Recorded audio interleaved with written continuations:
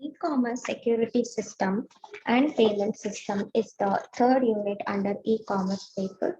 And under this, we're going to cover a lot of contents like the e-commerce security environment, security threats in e-commerce, technology solutions, management policies, business procedures, public laws, and finally, e-commerce payment systems.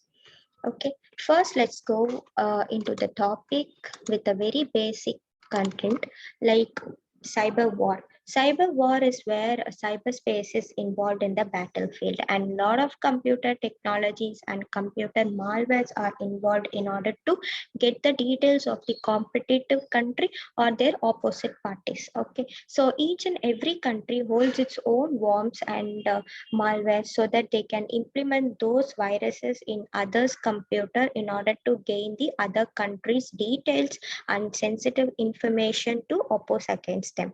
So in that way we're going to see some of the viruses. So first one is stuxnet.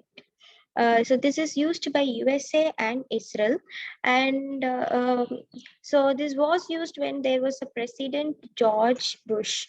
So this was designed to disable the computers and software that control the contributes in Iran's and uranium enrichment process.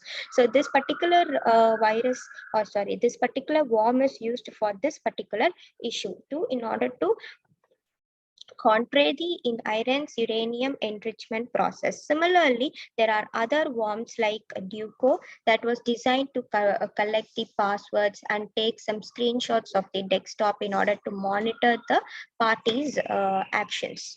Okay, next come your Trojan. Trojan again, it is going to see what is the network traffic, and accordingly it will enable its actions and functionalities. And later you have some malware named shaman, seol, and finally mat 2.0. So this mat 2.0 is used by Google in order to defeat China. So the Google has been battling Chinese cyber espionage for some time, and this Chinese government disrupted the Gmail and Google Talks and all that. So Google want to blame on this note. So Google want to blame China on this note. In that way, they implemented this MAT 2.0, and they under this action, under this scheme, they were targeting Chinese cyber attacks and their malfunctioning in order to gain some evidences. Okay. And now we're going to see some of the major trends in online security. And recently, e-commerce security has gained a lot of attentions, like as there is a progress in mobile phones and smartphones and all the functionalities related to the transaction, business funding and all that, this e-commerce has gained attention over that point. So in that way, criminals has also increased because criminal always rely where people attention goes to. So criminals started taking the details and personal identity of people, and they started making use of that details for their own purpose. For example, they started collecting credit cards and some other identical authenticity in order to take those details, bank details especially, and they use those details in order to fulfill their own needs. And sometimes they fully don't use these details and they sell those details for money. So this can be used either for monetization and also for their personal use. So in this way, a lot of confusions arise because of this transactions made online. So security issue and privacy issue also arise because of this. And activists started making a lot of blackmailing notes by taking those details online. So, as internet holds the guarantee of an enormous and helpful worldwide commercial centers, giving admittance to individuals, merchandise, administrations, and organizations around the world, all at a deal cost for the legal residence. Some nowadays stealing movies, music have been common online. So to steal online is very risky.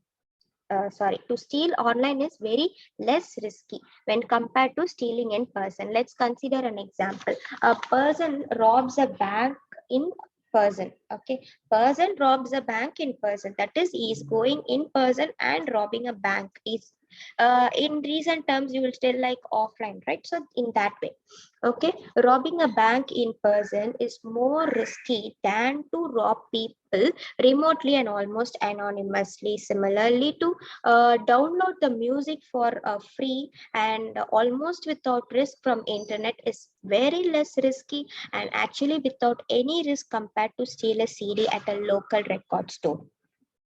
And many criminals in lawful looking identities, permitting them to put in false requests with online vendors, take data by either blocking email or basically shut down web-based businesses locals by just utilizing the programming infections and multitude assaults in the forthcoming obscurity in the web. So cyber crime especially has become a more significant problem for both organization and as well as consumers. So the security breaches are also there in the social networks. Okay. Social networks also have the security breaches, so it is hard to precisely estimate the real measure of cybercrime. So all this combined under the security environment. Since reluctant to report the cybercrime because of dread of losing the trust of their clients, this is very well might be hard to evaluate the real measure of misfortunes on accounted for.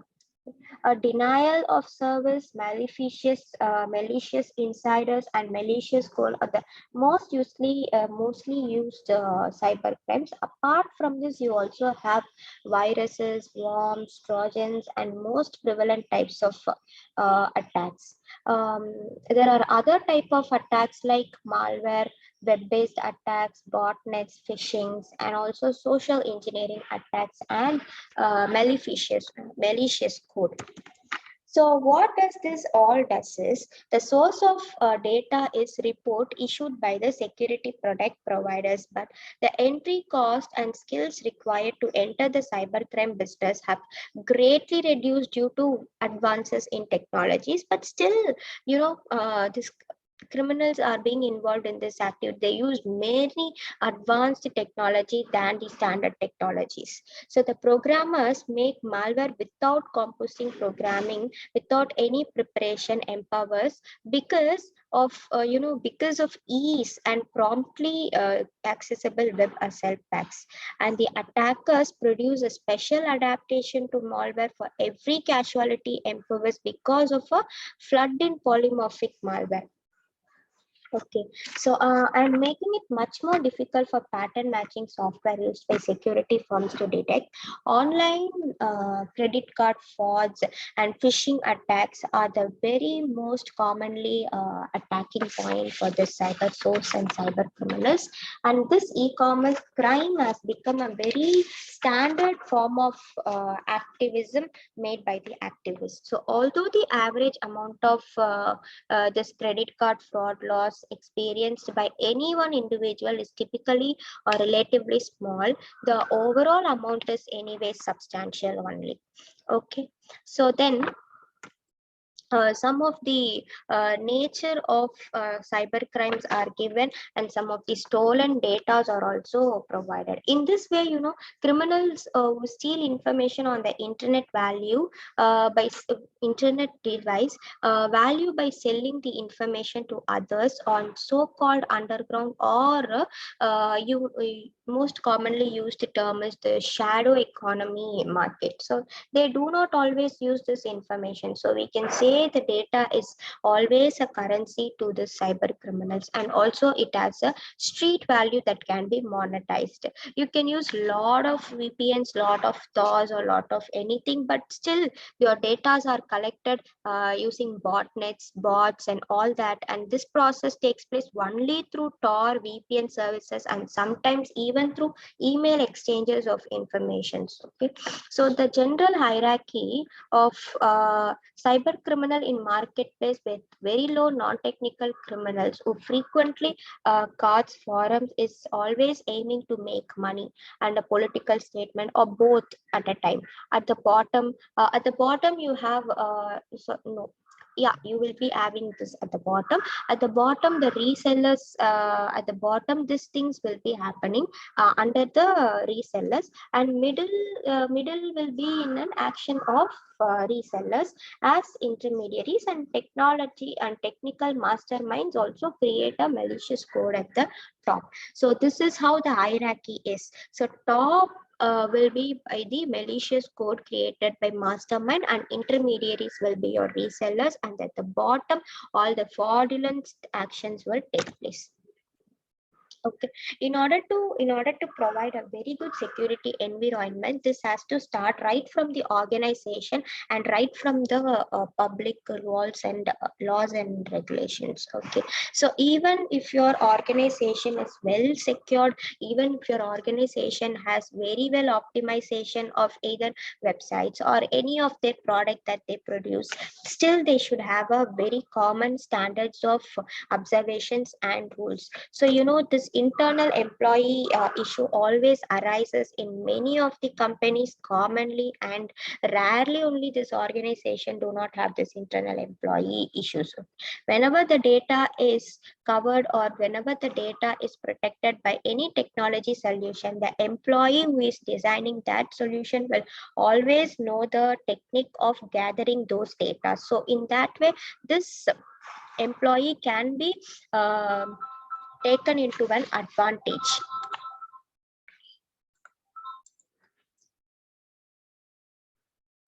and for granted. And what they do is they sell those data for the competitive companies or the opposite parties for just for monetization, because they are also a common woman in ways. So they so if at all they follow some ethics, standardization of the organization and some ethical policies of organization, then that can be controlled. So organization has to produce the policies and procedures. These policies and procedures are often being destroyed by the unethical actions within the organization and also due to some external factors. In that case, laws and industrial standards should be strongly implemented, and this is how the multiple layers are layered accordingly, from new technologies, policies and procedures to laws and industrial standards. This has to be followed in all the organization in order to maintain their security level. So achieve this highest degree of security, the new technology should be put to use, and organizational procedures are required to ensure the technologies and are not subverted. Any security system can be broken if enough resources are not put against it. So the security is not absolute always, that may be breached by any factors. So in addition, you should have a perfect security of every item, and along with the rules and regulations of the government, also your organization, in order to have a potential gain over your data. And you can also protect the data against any weakest link and against any breaches. Now, let's see the dimensions of e-commerce security. Coming to this dimensions, you have 6 dimensions that are commonly used in all the organization. Not only organization, it is also used in many online transactions also, where the 3 vulnerable points includes the client, merchant, and a communication path. So these are the vulnerable points where the actual attack takes place. So first, let's see these dimensions. Each dimension has its own definition. So first comes your integrity. What this integrity does is it defines the ability to ensure the information that is being displayed on a website or transmitted or received over the internet. Okay. So it has not been altered in any unauthorized parties. In somebody who is unapproved and attempts to capture and changes the substance of an online correspondence by diverting a bank wire, move into an alternative record, the respectability of the message has been undetermined. So this is on the grounds that what the first sender planned does not speak to any more or anyone. Okay. Then the capacity to guarantee that internet business members don't deny their online activities is alluding to your non-repudiation. The accessibility of free account, free emails with The pseudonym names makes it simple for an individual to anything, post remarks or communicate something specific, and maybe later deny doing as such. So it is simple for that client to arrange stock on web and afterward deny doing so when a client utilizes a genuine name and email address. Since vendors normally don't get an actual duplicate of a mark, the MasterCard baker will favor the client as the trader who has no legitimately substantial confirmation that client requested the product. Okay, next let's see the authenticity, the ability to identify the identity of a person or entity with whom you're dealing on the internet is what is authenticity. So how does the customer know what the website operator and is and who it claims to be? All these are your authenticity only. So how can the merchant be assured that the customer is really who she says she is? So this is the 2 point of view what the customer and merchant will think on the basis of authenticity. And then confidentiality, it is the ability to ensure that the message and data are available only to those who are authorized to view them. Confidentiality is many times confused with the privacy, where the ability to control the use of information which provided by the customer about himself or herself to an e-commerce merchant. This is what is being told again. And web-based business dealers have two concerns identified with the protection. So the first one also always comes in order to set up the inner strategy that oversee their own utilization of client data, and the subsequent one is to shield the data from the ill-conceived or unapproved use. So this abuses the secrecy of the information, yet additionally the security of the people who provided the data if programmers break into a web-based business pages and access Visa or any other data. And let's see the availability. Availability is the ability to ensure that an e-commerce site continues to function as intended. Okay, and this table explains these dimensions with respect to customer's perspective and the merchant's perspective. So for integrity, a customer would think as his information that he transmitted or received is being altered, whereas this merchant what he might have doubt over the data that he receives are only from the valid customers. Okay, and in between it is not been altered by anyone. And similarly, non-repudiation, can the party to an action with me later deny taking that action? And what merchants think is, will they stop ordering my stocks or will they stop taking my orders on all that? And authenticity. Authenticity is customer are they really dealing with whom they are intended to, and merchant are the real what the information that he is getting are only from the real identity of the customer. And confidentiality, so can someone other than the intended recipient read my message? This will be the doubt of customer and for the merchant whether these informations or messages that are accessible to anyone other than the authorized people.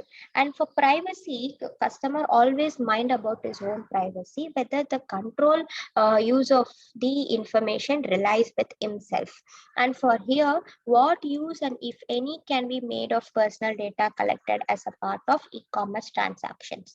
And for availability, customer guess whether he will get access to that site, and merchant guesses whether the site is always operational. So this is how you should explain your dimensions and along with their definitions. And now the tensions between the security and other values. Often whenever the technology is being increased or the standard of technology and range of technology increases, criminal always have an alternative to those technology in a very high level of gaining those details. Okay, so whatever may be the technological solutions, for everything the criminals or the activist uses the alternatives and the additives to gather the storage devices or hard disk or anything that contains the sensitive data. So for that, public safety and criminal use of internet should be very uh, should be delivered in an awareness way to all the people, including the public. And many public and private sectors have been emerged in order to check the trafficking part while the transaction is occurring, and the vulnerable points and the traffic misuse will be noted by those agencies and reported to their respective organizations in order to reduce the terrorist attacks or any other activist attacks.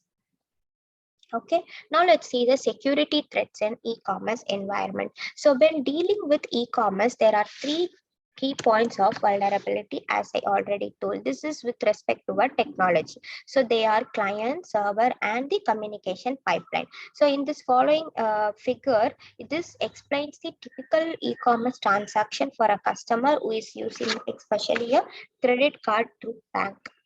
Okay, so here, so this shows the thing that goes wrong at each major vulnerable point in the transaction over internet communication channel at the server level and also at the client level. So the most common as well as most damaging forms of security threats to e-commerce consumers and site operators are some malicious code, some phishing, farming, spoofing, spam, junks, websites, identity frauds, denial of services, and some DDoS attacks. DDoS attacks occurs mainly on the customer side, because DDoS attacks will stop the website for few minutes, and that this stopping might monitor the desktop also. Okay. Later, you also have some cloud security issues and mobile platform security issues.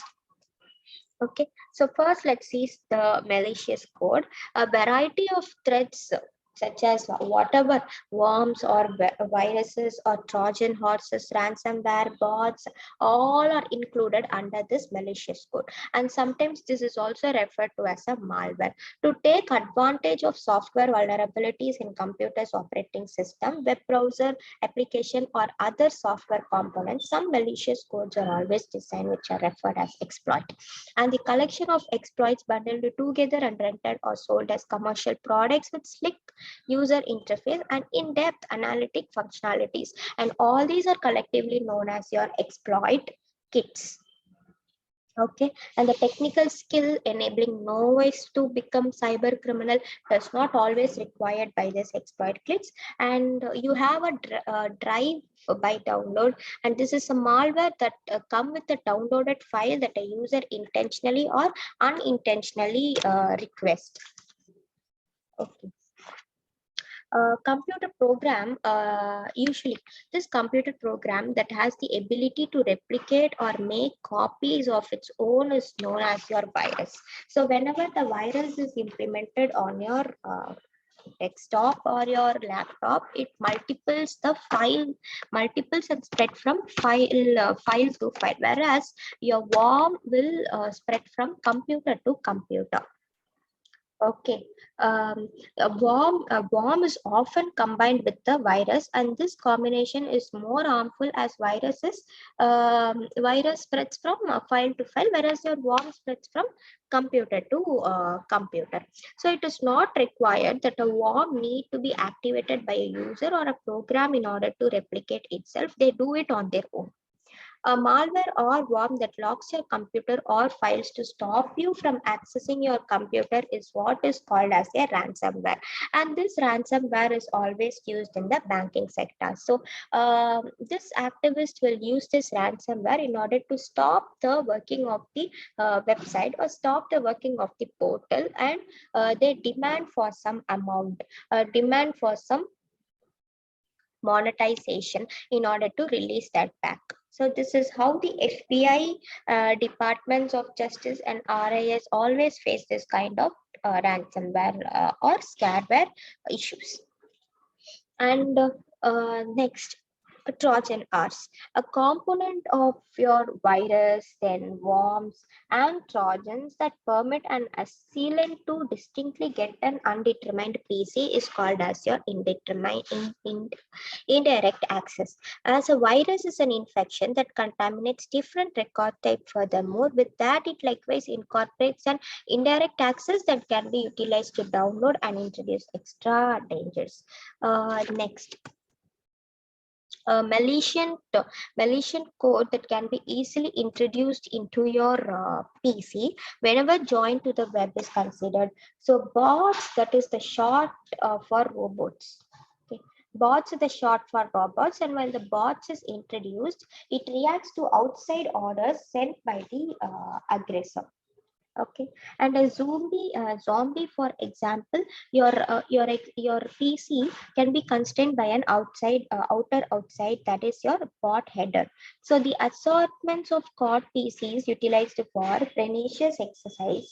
Let us consider, for example, sending spam, partaking in a DDoS attack, and taking data from PC and putting away the organizational traffic for later examination. All of this are called as your botnets. Okay, and then your e-commerce security is challenged by the potentially unwanted programs such as your adware, browser parasite, spyware, and other applications that install themselves on the computer, like ROG security software, toolbars, and PC diagnostic tools without user's information consent. And to call for pop-up ads to display when the user visits certain sites, this adware is used. And for criminal activities, adwares are not used because this is not dedicated for criminal use, and whenever you pop-up ads are displayed, for that case this adware is used. A program that can monitor and change the setting of user browser, changing the browser's homepage, and also sending information about the site's visitor to a remote computer is what is your browser parasite. On all this note, on the other hand, to obtain the information such as users, keystrokes, then copies of mail and instant messages, for all this, even screenshots, for this screenshots, you will be using spyware. Okay, not you not use, in case you're involved in some activities like that, then spyware will be used. So using spyware, passwords and other confidential data can also be captured to fool individuals into making a move that will bring about the downloading of malware. Social designing depends on human interest, eagerness, and naivety. So to get private data for monetary benefit, phishing is any misleading and online endeavor by an outsider. So the phishing itself commonly doesn't include the invading to code, however, rather depend on direct deception and exhaustion. So it is additionally called as the social designing methods and social engineering. The email trick letter is one of the instance of the phishing assailants, and an individual who intends to gain unauthorized access to a computer system is what is your hacker. Okay, E is particularly a hacker. And the term cracker is typically used to denote a hacker with criminal intent. And the term hackers and crackers tend to be used interchangeably mostly. And unauthorized access are gained by the hackers and crackers by finding weakness in the security procedures of websites and your computer system. So cyber vandalism is an intentionally disrupting, defacing, or even destroying a site. The activism adds a political twist. Activists attack government, organization, and even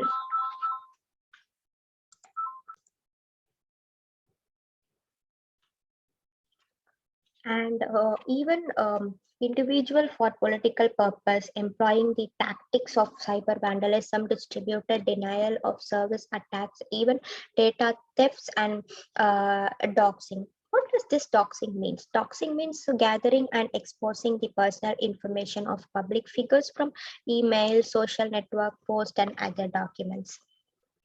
So the unapproved utilization of everyone else's very own information, like your federal recruitment aid or driver's permit, and additionally some MasterCard number, just as client names and secret word even for illicit monetary advantages are engaged with this identity exhaustion, and such information is utilized by the handlers to acquire the advances by like buy stocks or get different administrations. Let us take, for example, your cell phone or other utility administration.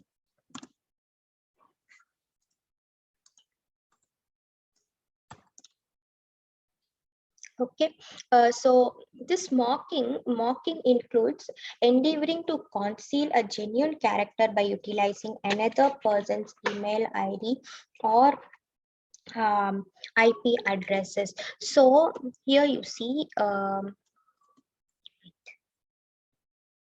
that mostly comes under this farming.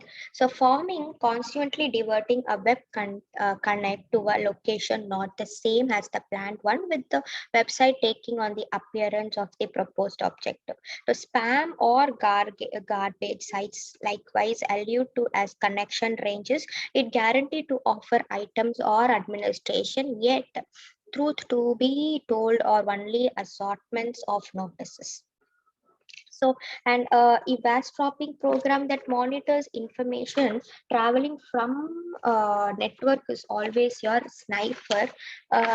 So that sniper alludes in which the aggregator can capture what capture some interchanges between two gatherings who accept they are straightforwardly speaking with each other when intended the assailant is controlling the confidence. So that is your man in the center assault, that is MITM in short, man in the center.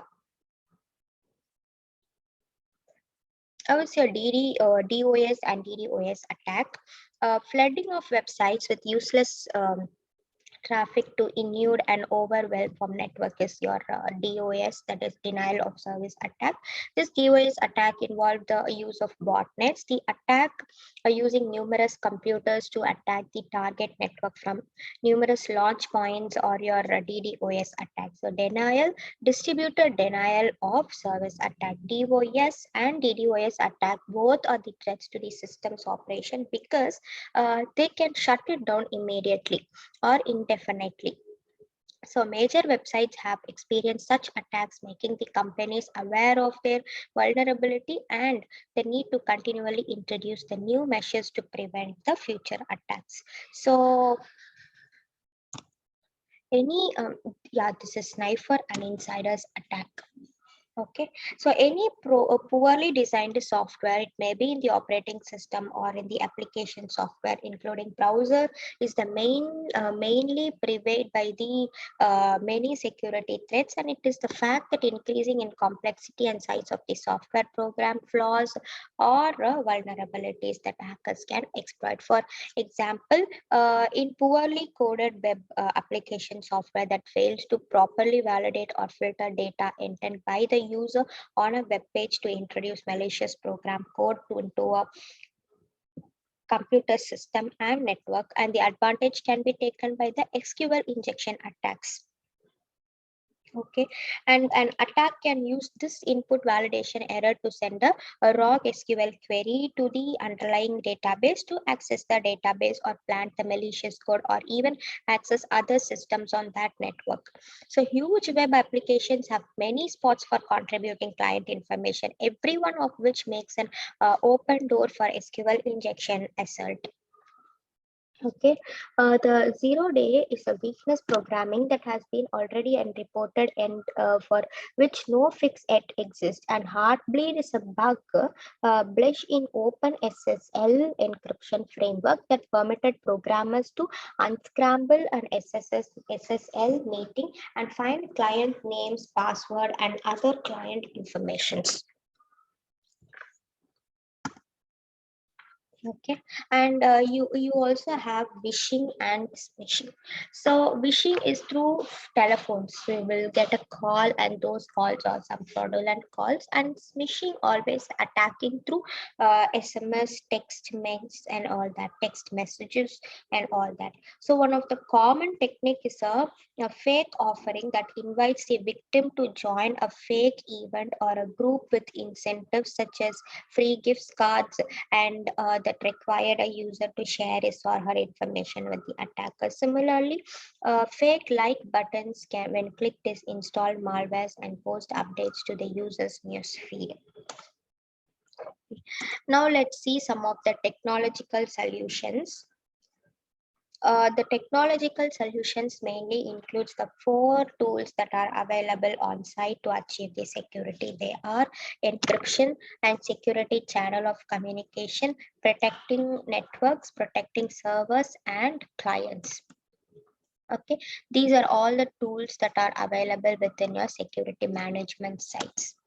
First, let's go to encryption. So the process of transferring plain text to data into cybertext that cannot be read by any other than anyone other than the sender and receiver is your encryption.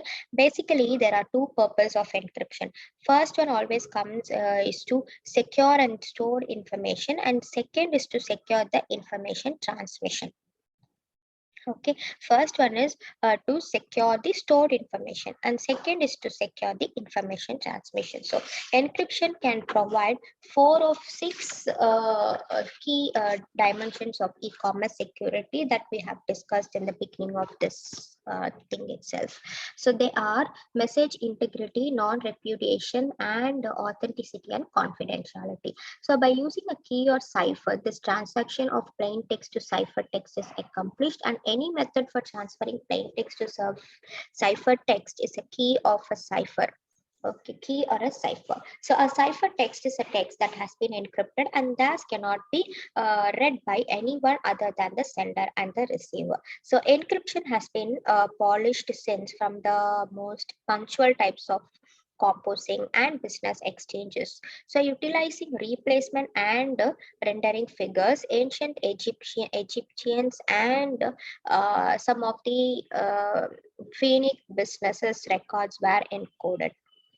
Even event of a given letter is supplanted methodologically by another letter by replacement figure. For example, let us consider if you use a cipher, a letter plus 2, and meaning replace every letter in a word with one letter 2 places forward, then that word hello in the plain text would be transferred into the some other text that has two faces shifted from that. So H, for H you will be having I and J. So second place comes in J. So H will be replaced by J. Similarly, L, O, everything.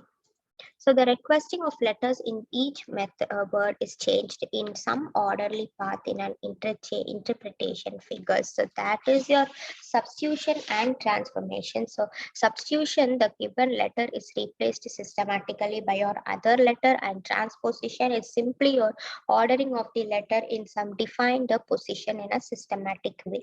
Then comes your symmetric key encryption. Symmetric key encryption is nothing but this kind of encryption uses a same key that can be used by your by the sender and receiver in order to encrypt the ciphertext. This is the symmetric key, and due to this, it has lot of weaknesses. That key can be easily breached, and that key can be used for any malfunctioning. It is easy to break, and it is easy to search for the pattern also. Okay, next is your data encryption standard, and this is was introduced by the National Security Agency, and this uses 56 bits, whereas your advanced encryption standards use 128 to nearly 2, yeah, something like that. But mostly 128 is used commonly. Rarely only the highest maximum strategies will be used. So the safety margin continues to erode here. Okay, next is your public key encryption. So public key encryption, you use two types of keys like public and private key. Let us see the example here, sorry, diagram. So when the sender is sending the message, here the message is by Cisco $16. Okay, so this message is your original message, and on the sender side, the recipient's public key is used to encrypt, and the message is encrypted in the number format, that is your binary number format, and through internet that will be going towards the recipient side. On the recipient side, recipient's private key will be used. Recipient's private key will be used in order to decrypt the cipher text, that is decrypt the encrypted text. This is how the public key encryption works. Next comes your public key encryption using digital signature and hash digits. So here the public key encryption techniques also being used, and additionally the hash function, hash digest will be used. Let us see the diagram to understand. So here the sender is sending the original message. That original message is undergone through some hash function. This hash function will produce the hash digest. So what are all this hash function and hash digest is? Hash function is simply an algorithm that produces the fixed length number called your hash or message digest. So that will be later used for the encryption. So here hash function produces hash digits, and that hash digits are being used with public key of the recipient's public key. Later that entire message is again encrypted with the sender's private key. So using of this sender's private key is what your digital signature method. Okay, so the entire message is then included to the cipher text along with your hash digest is sent through the internet, and on the recipient side, recipient's public key is used. On the top it has been private key, sender's private key. Here it is the sender's public key. So along with the sender public key, again recipient's private key will be used, and corresponding hash will be produced. So this hash will be again undergone through some encryption as we have seen on the sender side, and later you will be getting the original message as sender said. Okay, this is very easy to understand because when you see this diagram, the top of this here, the top has recipient's public key and sender's private key. So the recipient side, it is just an opposite, sender's public key and the recipient's private key. So if you know these private key and public key, you can write this answer along with this diagram. So only this private and public key matters in this question, along with your hash function, hash digest, and digital signature process. Here is your digital envelope. Digital envelope we always come across in your websites, like this website doesn't offer any security, this is out of security measure and all that. So that is because the some of the certificate on your browser does not meet with the website or organization certificates. So that process comes under your digital envelopes. Okay, so a symmetric key encryption is optionally faster.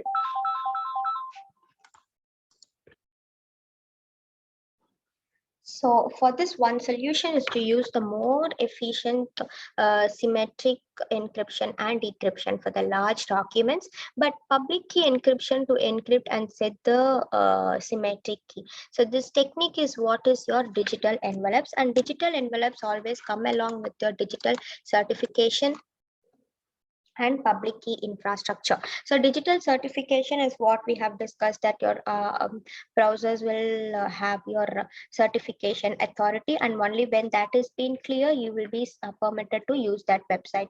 So each and every organization, including your Amazon or your Flipkart or any other educational websites, everyone uses the particular website authorization that is been. So this website authorization only gives your digital certificate, and this contains all the name of the subject or the company, the public's subjects public key and a secure digital certificate serial number and all that, and this will also have an expiry date also. Okay, and public key infrastructure that refers to CAs, that is certificate authorities, and the digital certificate procedures that are accepted by all the parties. And again, this contains your details like your certificate authority details, and again this will be under your this will be coming in the format of URL that will begin with HTTPS. So whenever your site is approved and your site is well secured, then you will be having a lock icon on that website. So that is being given by the trusted CA, that is trusted certification authority. Okay, this is how it will be working. And next is your pretty good privacy. This pretty good privacy, certification authority, and public key encryption, all these are combined. Okay, likewise they come in an progress, like an arrangement or an hierarchy. So first is your certification authority, that is CA is a trusted third party that issues the digital certificates, and your public key infrastructure refers to the CAs and digital certificate procedures that are accepted by all parties. And now the pretty good privacy is the widely used email public key encryption software program. Okay, it is an email public key encryption software program. And this is your limitations of encryption solution. Mostly the limitation comes with the pattern matching. So that pattern matching can always be breached by the activist and all that. And again, there's no assurance that someone else in the world cannot use your personal ID papers, such as your social network security cards, to obtain the PKI, that is your what public key infrastructure authenticated online IDs in your name. Okay, so now next is your security channels for communication. So the concept of public key cryptography are used routinely for securing the channels of communication, and the most common form of securing channel is through secure socket layer, SSL, and transport layer security protocols. When you receive a message from a server on the web with which you will be communicating through a secure channel, this means you will be using SSL or TLS to establish a secure negotiation session. Okay, so you have noticed that the URL changes from HTTP to HTTPS in this case. Okay, so a secure negotiated session is a client server session in which the URL of the requested document along with the content form and the cookies exchanged are encrypted. So a session key is a unique symmetric encryption key chosen just for this single secure session. So once used, it is gone forever. Okay, let us see this figure. This figure is chosen thus just for the single secure thing, and this works. This shows how this entire working will be taken. Most private individuals do not have a digital certificate. In this case, the merchant server will not request a certificate, but the client browser will request the merchant certificate. Once the secure session is once a secure session is called for the server. Okay, and SSL or TLS gives the information encryption, worker validation, discriminatory customer confirmation, and a message honesty for IP association. Okay, so all this tends to issue of realness by permitting client to confirm another client's personality or character of the worker.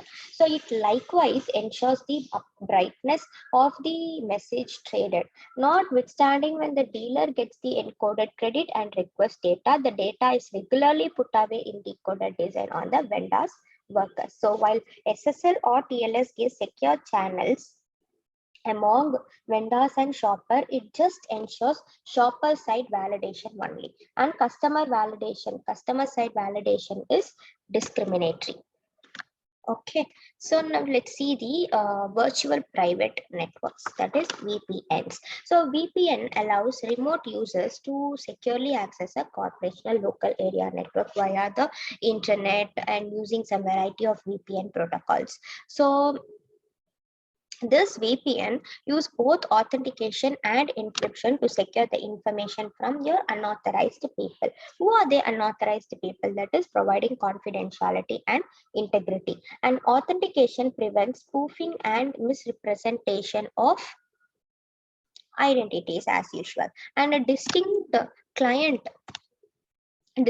client can associate with a far off private nearby organization utilizing the neighborhood ISP, that is Internet Service Provider. The VPN conventions will build up the connection from the customer to the corporate organization as though the client has dialed into the corporate organization straightforwardly. So nobody can interact with the client in this communication pipeline. So when the customer start at this end, the straight way it will go to the organization only through this VPN.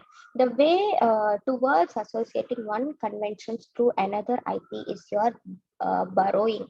So in light of the fact that VPN makes a private association by adding and covering imperceptible covering around a message to content its substance. As the message goes through internet between ISP, Internet Service Provider, and the corporate organization, it is always protected from the prying eyes by the encrypted wrapper mostly. Okay. So next, let's see the wireless Wi-Fi networks. This has its own particular security issue. Okay, so early Wi-Fi networks used a security standard, that is wired equivalent privacy.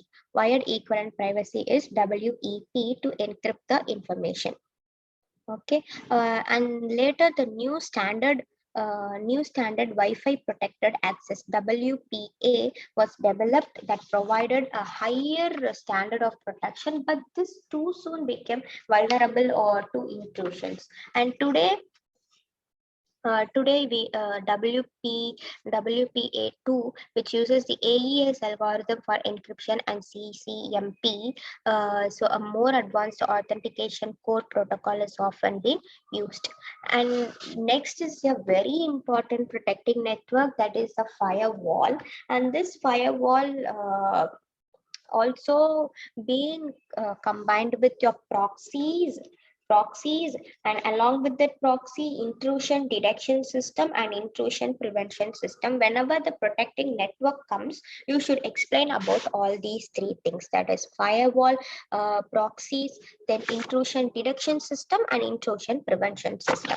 First, let's see about firewall.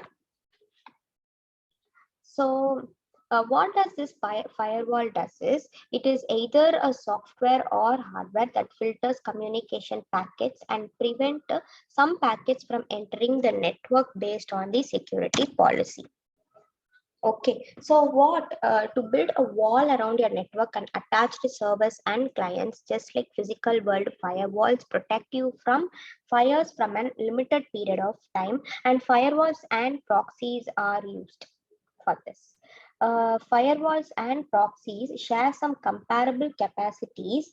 However, they are very extraordinary, but the traffic to and from the workers and customers are always confined by this firewall. It likewise also controls the disallowing correspondence from the dishonest source and permitting the different interchanges from confident in source to continue. Firewall measures such message that will be sent or gotten from the organization, which decides whether the message meets security rules set up by the business. In the event that it does, it is allowed to be disappeared, and on the off chance that it doesn't, so the message is abstracted. In the view of bundle ascribe, this like a source IP address and objective port or IP address, so sort of administrations will for this, we'll consider the few examples like your www or HTTP. All these are the area name of the source, and different measurements firewall can channel the traffic. So the equipment firewall secures neighborhood associated with that web. Most equipment firewalls have default settings that require little Charman intersections and viable standards that deny the approaching parcel from an association from workers that you mentioned as your administration from. Okay, and the firewall used to these two methods like packet filters and application gateways that are often self-explanatory, and packet filters examine the data packets to determine whether they are designed for the prohibited port or originate from a prohibited IP or a specific administration. And the filter, what does this is it specifically look at the source and destination information as well as the port and packet type. So this is how the entire thing works. And again, next is your application gateway, and this is a type of firewall that filters the communication based on the application being requested rather than the source or destination of the application. Okay, so such firewalls also process requests at the application level farther away from the client computer than the packet filters. So by providing a central filtering point, application gateways always provide a greater security, as you all know. Okay, now let's see the proxy server. Let's see the proxy server. What does this proxy server do? So the proxy server handles all communication originating from or being sent to the internet, acting as a spokesperson or a bodyguard, as you have seen in the slide for the organization. Okay. Okay.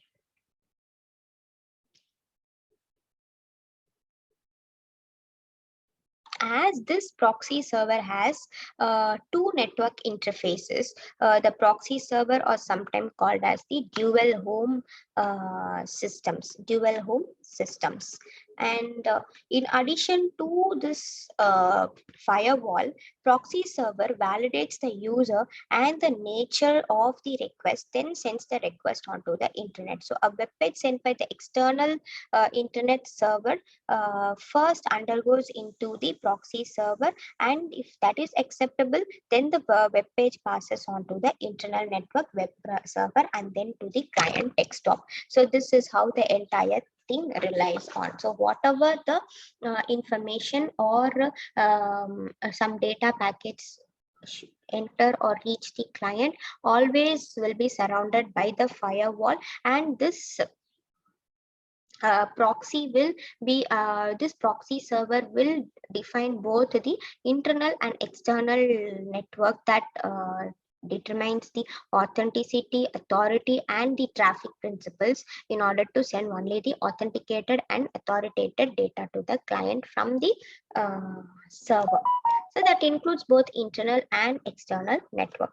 So in addition to the proxy and firewall, proxy server and firewall, an intrusion detection or prevention system can be installed. Okay, so this here, the intrusion detection system examines the network traffic, watching to see if it matches the certain pattern or the some rules in order to indicate for an attack. Whereas this intrusion prevention system this works same as this ISD, with an additional ability to take steps to prevent and block your suspicious actions. So for instance, let us take an ISP can terminate a session and reset a connection. Also, it blocks traffic from a suspicious IP address or reconfigure the firewall or router security controls. So this is what is the main thing to be followed in intrusion detection and prevention system. Okay, next is your protecting servers and client. Here mostly two things are used, that is your operating system security environment and your antiviruses. As you all know, This is to protect servers and client. The most evident route is to use the exploited programmed PC security updates. Microsoft, Apple, and Linux or Unix working frameworks are constantly referred to fix the weaknesses found by the programmers, and these patches are autonomic. Okay, you are incited and educated that the working framework upgrades are accessible while utilizing these working framework on the internet. Clients can, without uh, much of the stretch, download these security fixes for nothing. And by just keeping your worker and customer working framework and application cutting edge, the most widely recognized known forms and infections can be forestalled. So here the application weaknesses are also fixed in the same manner, and most mainstream internet programs are refreshed naturally with a little client interactions or intervention or intercessions. Okay, let's see about the antivirus software. Antivirus software is installed as it is the easiest and least expensive way to prevent threats to the system integrity. Okay, and this inexpensive tools provided by the Malwarebytes and Mac free semantic tech that is not an antivirus, and many other are also available in the market to identify and eradicate the most common types of malicious code as they enter a computer, as well as they destroy these locating on the hard drive. Then yes, your antivirus program can be set up so the email attachments are inspected before you click on them, and the attachments are eliminated if they contain a known virus or worm. It is not enough, however, to simply install the software once, because new viruses are developed and released every day, so daily routine updates are needed in order to prevent new threats from being uploaded or being loaded. So some premium level antivirus software is updated hourly only. So if you do some weekly, then that some of the updates might be delayed in that case. Okay, so in order to eliminate the intruders such as your bot program, adware, and other security risk, mainly this antivirus suite packages and standalone programs are available. So these programs are almost like antivirus software where they look for recognized hacker tool or the signature actions of known intruders. So for this, as we have already discussed, some examples like McAfee, then Malwarebytes, Symantec, that is your northern antivirus. Many antiviruses are used like Bitdefender and all that, AdFree, everything. So this can also be added as an extension in your web browser. Next is your management policies, business procedures, and laws. So when we see worldwide, most CEOs and CIOs believe that the technology is not the sole answer to managing the risk of e-commerce. Okay, so a foundation is provided by the technology, but in the absence of intelligent management policies, though you are having the best technology, it can be easily defeated. To raise the cost of illegal behavior on the internet and guard against the corporate abuse of information, public laws and active enforcement of cybercrime status are always required. Okay, so here in that way, we will be seeing some of the security plans, that is the management policies, and some of the industrial and private and public agencies that are involved in this biometrics. Okay, so here this shows the steps of developing an e-commerce security plan. The first one contains performing a risk assessment. Risk assessment performation is always very important in order to decide the objective and always decide on how this risk is been affecting the company or an organization. And based on that, you should develop a security policy. Developing a security policy is always been activated only with the development of an implementation plan. Once it has been implemented, it should create a security organization, and finally it should be security audit have to be performed on that. So let's see deep into this. Security assessment is the assessment of the risks and points of vulnerability. And for each of this, you should have a security policy. So what are all the security policy points that used to be noted when you create that is who generates and controls this information in an organization, and what existing security policies are in place to protect the information. So all these questions, when it is being answered, the security policies can be formed. And later you will be having a security organization is nothing but you're making awareness, you're creating awareness among the employee, and you're educating and training the users to keep the management aware about the security threats. And also you're training your employees, and you're making your employees ready to face any of the security issues, and also to overcome those issues. And next is your access control. Access control always come along with the firewall and proxy service. This is mainly for the outsiders access, and for the insiders access you will be providing the login credentials like username, password, and some access code, so that the authentication will be achieved in this policy. Okay, next is your authentication procedure, and that includes the use of your certificate of authority, PKI, and digital signature, as we have already seen. And here you mostly use your fingerprint, then eye scan or speech recognition in order to open your own portal, or in order to access your own details.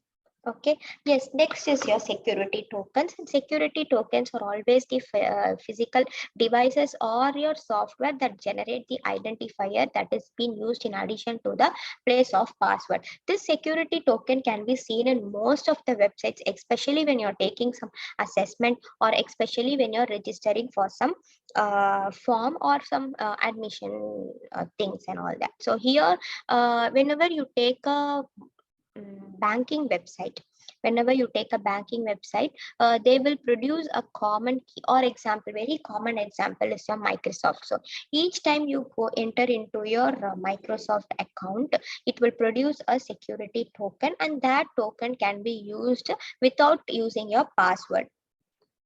Okay, and also when some sites like creating your own resume, Novo resume, and all that uses this security token instead of your password. So each time you log in, even though your account has been logged in, if to access your own personal details, you use this security tokens only. So in order to achieve the 100% of the authorizations. So authorizations have different levels of access to information assets to different levels of users. Okay, next is your security policy. This is the last step in developing your e-commerce security, and it involves the routine review of the access laws, and reporting and monitoring the things repeatedly. Okay, so right from the first managemental policy, the first one is your risk assessment. So this is where your security plan begins, and this gradually comes to this. Mainly this risk assessment follows the ranking order. So once you have done the rank orders the results, so based on that you prioritize the risks, and based on that you act. Later on it comes to your security policies, that are always a set of statements that are prioritizing your information risks. And here definitely you will want to start with the information asset that you will be determined to the highest priority in the risk, in your risk assessment. Okay, so in that way you will be following the questions, and answering those questions will be taking you to a secured policy activities. And next is your implementation plan. This implementation plan is the step where you will take to achieve the security plan goals. So this includes how will you translate the level of acceptable risk into the set of tools. Okay, and next comes your security organization. So here it prepares the client, keeping the executive mindful of security dangers and breakdowns, and keeps up to the apparatus picked to actualize the security. This is the organizational security. And later is your authentication procedures. Here you use some biometric devices to verify the physical attributes associated with your fingerprint and all that. So what is this biometrics is? Biometrics is just the study of measurable biological or physical characteristics. An individual can go through a unique marking needed by the organization prior to being permitted admittance to a site or prior to being permitted to pay for a stock with a visa or all that. Next is your security token. Next is your authentication policy. Okay.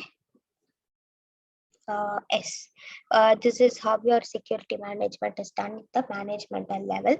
Next comes your roles of laws and public policies. So mostly this technologies are often misleaded or misguided. So for this you should have some laws and public policies. Government has to be very keen on this particular note of security issues and providing the security e-commerce environment. So this has to be achieved globally in order to prevent the cyber criminals. And some of the private and public sectors corporation efforts are also used here. The most known private organization is CERT, that is coordination, a CERT coordination center, that is your computer emergency response team. What they do is they monitor and track the online criminal activities and trafficking. And once if they find any vulnerable things being happening on that point, then they will note that to the organization or some other governmental agencies that seeks for their help. Okay, this is mostly used in the US head security that operates under the US Computer Emergency Readiness Team. Okay, and later you have the encryption and controls on encryption software. So the sender who is making the original text into the ciphertext will only have the control over the encryption techniques. Okay, so any other criminal should always be prohibited from this encryption process, because they might search for the pattern and they will apply those pattern in order to take the security key or even the original message that has been transmitted from sender to receiver. So government has to ensure that this encryption software should be more strong that nobody can decrypt it. Okay, next is the very easy thing that comes with the payment system. What does this payment system has in common? So there are 5 main types of payment system: cash. So in general, let's discuss in this topic.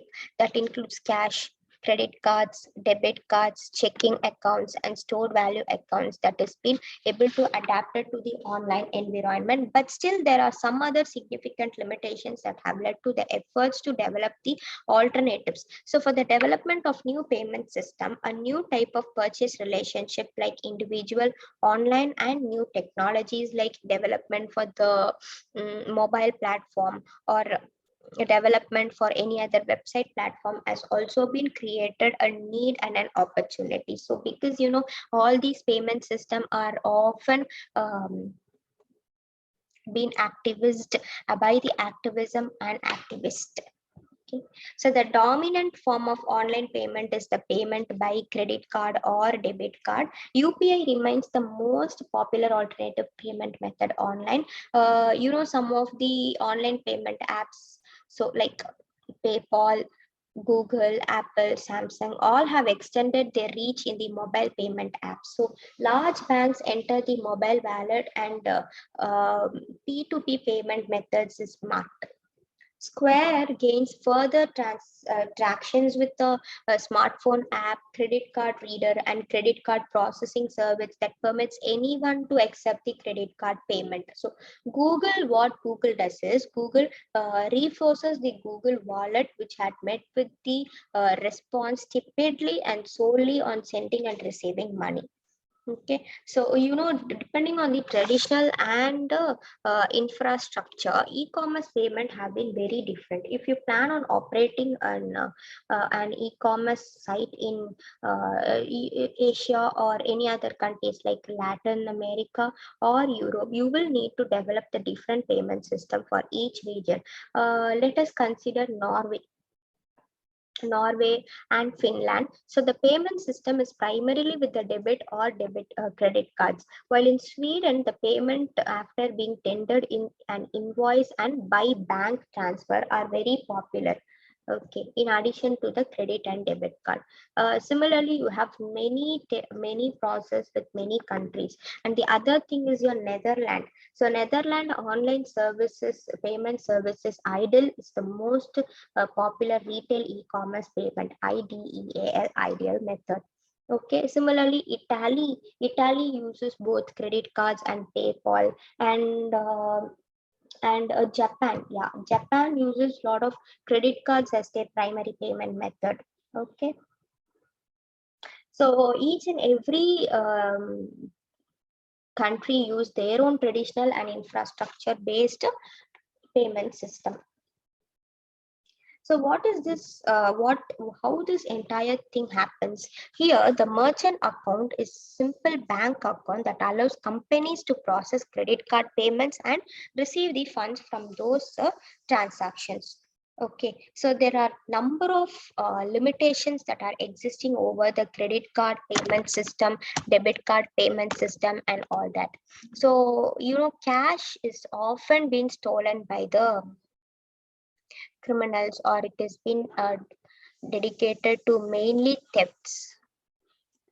So people started using the checking transfer. So checking transfer is mostly your checks. Okay, so the check again contains a lot of drawbacks because the check has to be submitted neatly and properly, otherwise that will not be validated, and you also use the DDs for this process. So here, whatever may be the thing, the final transactions will reach the merchant only. So the risk facing merchant is always high. The consumers can repudiate the charges even though the good have been shipped or the products are downloaded.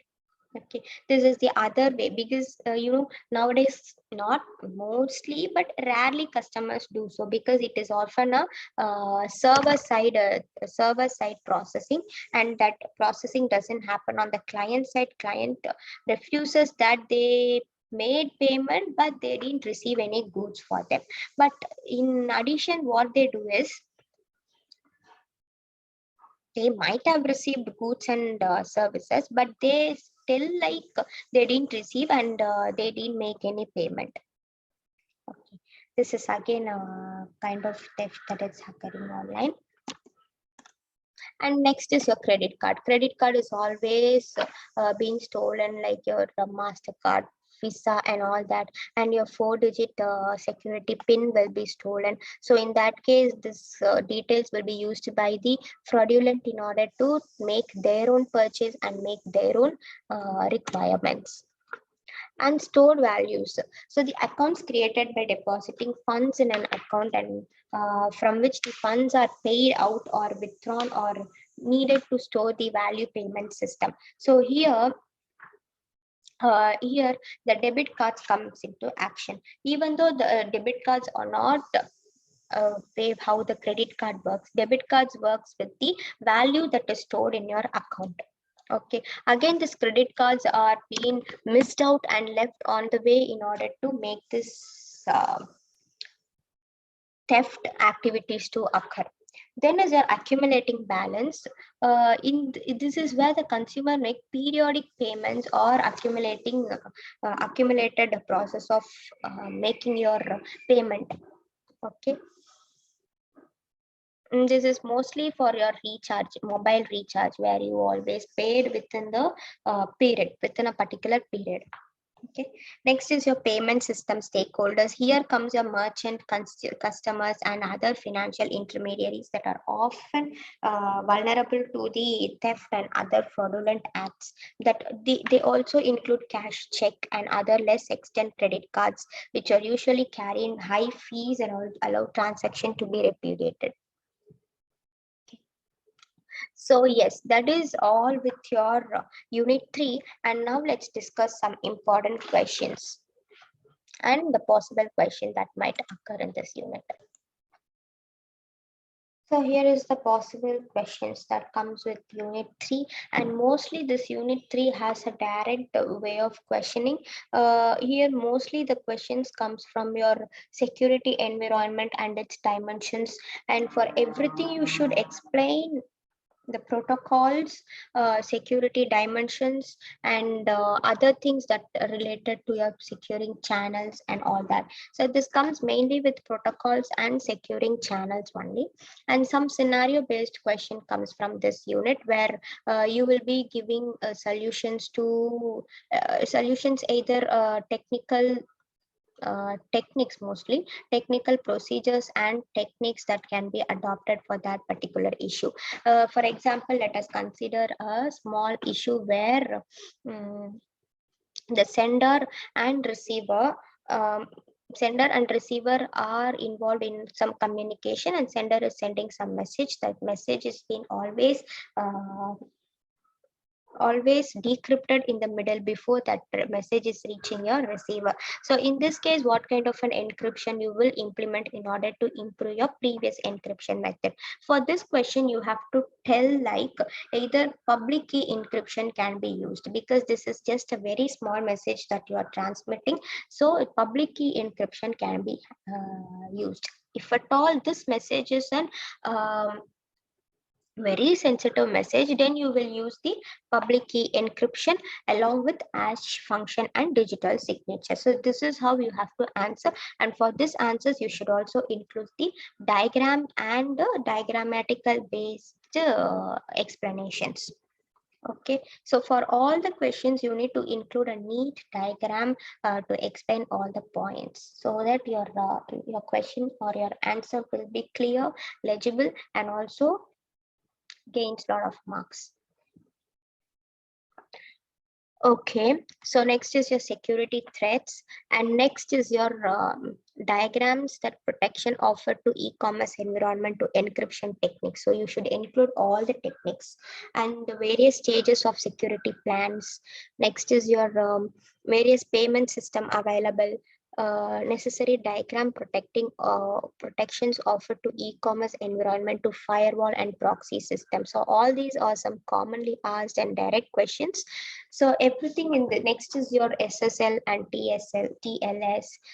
Next is vulnerable points. So for this vulnerable points, you should include the normal diagram that includes the client and merchant transactions. For example, you can include online transaction here, and you should also include some points that strengthen those vulnerable points. So those three vulnerable points like client, merchant, and communication pipeline should be strengthened through your technical solution.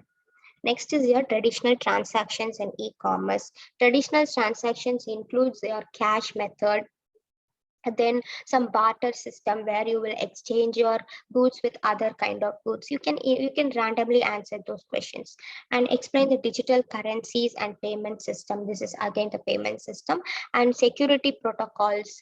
Then explain the protocol for public transport. So for this you should also, this mainly comes with the shipment issue. So for that you can write the vulnerable point that occurs where the shipment and shipping warehouse things occur. Okay, so that is all about this unit, and we have discussed a lot of possible questions, and apart from this you will get one or two scenario based questions that can be answered based on this topics like security threats, channels of security, dimensions of security, and all that. Mostly dimensions of security you should explain on the perspective of client and merchant, so then it would be more legible and clear. So okay, that's all about this third unit, and we'll meet in the next unit.